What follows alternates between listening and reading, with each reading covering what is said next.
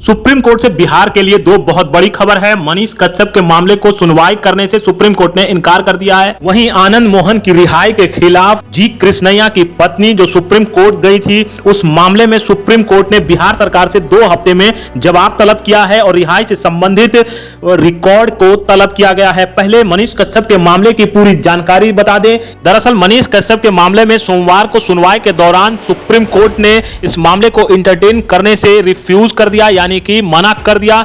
यानी ये हुआ कि अब जो एफआईआर को क्लब करने की यानी कि एक साथ जोड़ने की मांग की जा रही थी मनीष कश्यप के द्वारा, उसे सुनने से या स्वीकार करने से मना कर दिया और इसके अलावा जो एनएसए हटाने की बात थी उससे भी इनकार कर दिया। हालांकि सुप्रीम कोर्ट ने कहा है कि आप हाई कोर्ट जाने के लिए स्वतंत्र हैं। इस मामले की सुनवाई कर रहे थे chief justice DY Chandrachud, justice PS Narasimha और जस्टिस JB पारदीवाल। सुनवाई के दौरान कोर्ट ने एक गंभीर ऑब्जर्वेशन किया और कहा कि आप इस तरह से एक अस्थिर राज्य जो तमिलनाडु है उसे अशांत नहीं कर सकते, कुछ भी गलत फैला करके, कुछ भी गलत प्रचार करके। लाइव लॉ की रिपोर्ट के अनुसार मनीष कश्यप के एडवोकेट मनिंदर सिंह ने कहा कि इस मामले में जिस वीडियो को आधार बनाया जा रहा है, मनीष कश्यप ने वो मीडिया रिपोर्ट के आधार पर जो न्यूज़पेपर और अन्य में प्रकाशित हुआ था उसके आधार पर चलाया था और एनएसए यदि उस आधार पर लगाया गया है तो उन पत्रकारों पर भी एनएसए लगना चाहिए जिन्होंने अखबारों में इस खबर को प्रकाशित किया था। मनीष कश्यप के वकील ने कहा कि यदि ये लड़का इस मामले में जेल में है तो बाकी पत्रकारों को भी, कुछ अखबारों का नाम भी उन्होंने लिया, जेल में होना चाहिए था। लाइव लॉ की रिपोर्ट के अनुसार मनीष कश्यप के वकील के द्वारा सारे केस को एक साथ जोड़ने की और बिहार ट्रांसफर करने की मांग रखी गई थी, जो जहां पर पहला केस दर्ज हुआ। इस मामले में बिहार सरकार की ओर से जो वकील अपनी बात रख रहे थे, उन्होंने कहा कि बिहार में जो पहला केस दर्ज हुआ वो फेक वीडियो बनाने के कारण हुआ। इसके बाद दूसरा फेक परसेप्शन के आधार पे जो एयरपोर्ट पे इंटरव्यू चलाया गया उस पर हुआ और एक एफआईआर अपनी गिरफ्तारी को लेकर के जो फेक खबर फैलाई गई उसको लेकर के हुआ।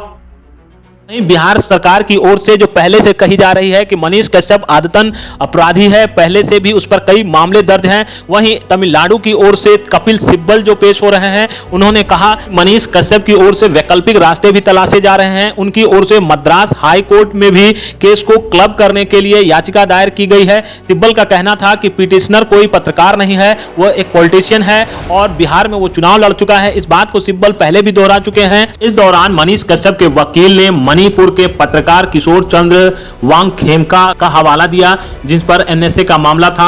हालांकि चीफ जस्टिस ऑफ इंडिया ने ओरली कमेंट करते हुए कहा कि मनीष कश्यप ने फेक वीडियो फैलाकर राज्य में एक तनाव की स्थिति पैदा की। सुप्रीम कोर्ट के इनकार के बाद अब निश्चित रूप से मनीष कश्यप की मुश्किलें और ज्यादा बढ़ जाएंगी। अब बात आनंद मोहन, बिहार के बाहुबली और पूर्व सांसद आनंद मोहन की रिहाई के खिलाफ दायर याचिका पर सुप्रीम कोर्ट में सुनवाई को लेकर कोर्ट ने बिहार सरकार और आनंद मोहन नोटिस जारी कर रिहाई पर जवाब मांगा है। 2 हफ्ते में इस पर जवाब देने को कहा गया है। बिहार सरकार से रिहाई से जुड़ा रिकॉर्ड देने को कहा गया है। जस्टिस सूर्यकांत और जस्टिस JK माहेश्वरी की बेंच ने सुनवाई करते हुए काउंटर एफिडेविट देने को कहा है। साथ ही आनंद मोहन को भी नोटिस सर्व करने को कहा है। कोर्ट में सीनियर एडवोकेट सिद्धार्थ लूथरा ने उमा कृष्णैया का पक्ष रखा, जो DM जी कृष्णैया की पत्नी है, जिनकी हत्या 1994 में हो गई थी और जिनकी हत्या के मामले में आनंद मोहन ने उम्र कैद की सजा काटी और 27 अप्रैल को रिहा हुए। इस मामले में जी कृष्णैया की पत्नी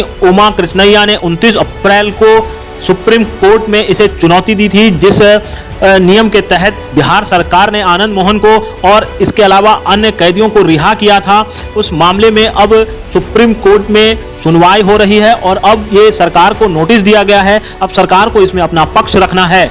आपको बता दें कि बिहार सरकार ने जेल मैनुअल में बदलाव के बाद आनंद मोहन और अन्य कैदियों को रिहा किया था। 27 अप्रैल की सुबह 4:30 बजे के आसपास आनंद मोहन को रिहा कर दिया गया था, जब वे 15 दिन की पैरोल के बाद जेल वापस लौटे थे। इसके बाद से बिहार की राजनीति तेज हो गई थी। अब देखने वाली बात यह होगी कि क्या बिहार सरकार ने जेल मैनुअल में बदलाव के लिए सारे नियमों को पालन किया था।